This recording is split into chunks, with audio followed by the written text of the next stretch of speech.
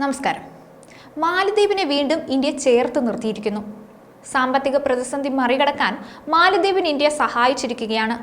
6300 കോടി രൂപയുടെ സാമ്പത്തിക സഹായമാണ് ഇന്ത്യ നൽകുന്നത്. പ്രധാനമന്ത്രി നരേന്ദ്രമോദിയുമായി മാലദ്വീപ് പ്രസിഡന്റ് മുഹമ്മദ് മൊയ്സ് നടത്തിയ കൂടിക്കാഴ്ചയ്ക്ക് പിന്നാലെയാണ് സുപ്രധാന തീരുമാനമെന്ന് പറയണം. ഇന്ത്യൻ റഡാർ സംവിധാനങ്ങളും മറ്റുപകരണങ്ങളും മാലദ്വീപിന് വിതരണം ചെയ്യും. ഇതുവഴി ദ്വീപ് രാഷ്ട്രത്തിന്റെ സമുദ്ര നിരീക്ഷണ ശേഷി വർദ്ധിപ്പിക്കും. വ്യാപാരം, ഡിജിറ്റലൈസേഷൻ, ധനകാര്യം തുടങ്ങിയ മേഖലകളിലെ സഹകരണം വർദ്ധിപ്പിക്കുന്നതിനുള്ള സുപ്രധാന നടപടികൾ ഉൾപ്പെടെ സമഗ്രമായ സാമ്പത്തിക സമുദ്ര സുരക്ഷാ പങ്കാളിത്തത്തിനായുള്ള ദർശനരേഖയും ഇരു നേതാക്കളും സംയുക്തമായി പുറത്തിറക്കിയിട്ടുണ്ട്. വരും ദിവസങ്ങളിൽ രാജ്യത്ത് റുപേ കാർഡിന്റെ ഔദ്യോഗിക ലോഞ്ചും നടത്തും. ഇന്ത്യയുടെ സഹായത്തോടെ വിമാനത്താവള പുനർവികസന പദ്ധതിക്ക് കീഴിൽ നിർമ്മിച്ച പുതിയ റൺവേ ജനങ്ങൾക്കായി തുറന്നു നൽകിയിട്ടുണ്ട്. ഹനുമതി അന്താരാഷ്ട്ര വിമാനത്താവളത്തിന്റെ റൺവേയാണ് ഇരു നേതാക്കളും ഒരുമിച്ച് ഉദ്ഘാടനം ചെയ്തത്. റുപേ കാർഡ് ലോഞ്ച് ഇന്ത്യ മാലദ്വീപ് ബന്ധം കൂടുതൽ ശക്തിപ്പെടുത്തുന്നതിന് വഴിയൊരുക്കുമെന്നാണ് മുഹമ്മദ് മൊയ്സ് പറഞ്ഞത്. മാലദ്വീപിന്റെ പ്രധാന വരുമാന മാർഗമായ ടൂറിസം മേഖലയിൽ വൻ മുന്നേറ്റത്തിന് ഇത് വഴിയൊരുക്കുമെന്നാണ് വിലയിരുത്തപ്പെടുന്നത്. ഇന്ത്യൻ വിനോദസഞ്ചാരികൾക്ക് പണരഹിത ഇടപാടുകൾ നടത്താനും ചെലവ് കുറയ്ക്കാനും സൗകര്യം വർദ്ധിപ്പിക്കാനും ഇത് സഹായിക്കുമെന്നാണ് കരുതുന്നത്.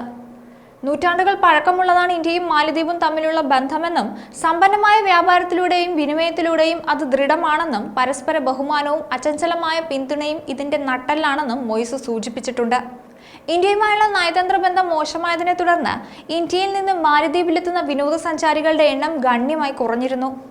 കണക്കുകൾ പരിശോധിക്കുകയാണെങ്കിൽ ഇന്ത്യയിൽ നിന്നുള്ള വിനോദസഞ്ചാരികളുടെ എണ്ണത്തിൽ കഴിഞ്ഞ വർഷം ഇതേ കാലയളവിനെ അപേക്ഷിച്ച് ഈ വർഷത്തെ ആദ്യത്തെ 4 മാസങ്ങളിൽ 42% കുറവുണ്ടായി.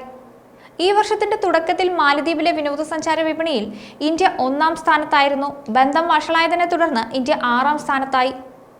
മെയ് 4 വരെ ഇന്ത്യയിൽ നിന്ന് മൊത്തം 43,991 വിനോദസഞ്ചാരികൾ ദ്വീപിലെത്തിയിട്ടുണ്ട്.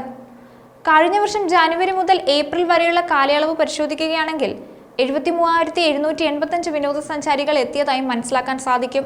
വിനോദസഞ്ചാരം പ്രധാന വരുമാനമായ ദ്വീപിന്റെ സാമ്പത്തിക അടിത്തറ ഇളകിയിരുന്നു. പ്രധാനമന്ത്രി നരേന്ദ്രമോദിക്കെതിരെ അപകീർത്തിപരമായ പരാമർശങ്ങൾ സോഷ്യൽ മീഡിയയിൽ മാലദ്വീപ് മന്ത്രിമാർ പങ്കുവച്ചതിന് പിന്നാലെയാണ് ഇന്ത്യ മാലദ്വീപ് ബന്ധം മോശമായത്. ചൈനീസ് അനുകൂലിയായ മുഹമ്മദ് മൊയ്സ് പ്രസിഡന്റ് ആയതിനു ശേഷം അതിന്റെ ആക്കം കൂട്ടി. നയതന്ത്ര ബന്ധം മോശമായെങ്കിലും മാലദ്വീപിനെ ഇന്ത്യ പൂർണ്ണമായി കൈയൊഴിഞ്ഞിരുന്നില്ല.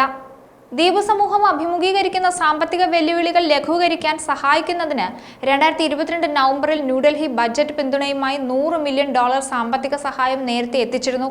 ഏപ്രിലിൽ മാലദ്വീപിലേക്ക് പഞ്ചസാര, ഗോതമ്പ്, അരി, ഉള്ളി തുടങ്ങിയ ആവശ്യ വസ്തുക്കളുടെ പരിമിതമായ കയറ്റുമതിക്കും ഇന്ത്യ അനുമതി നൽകിയിരുന്നു.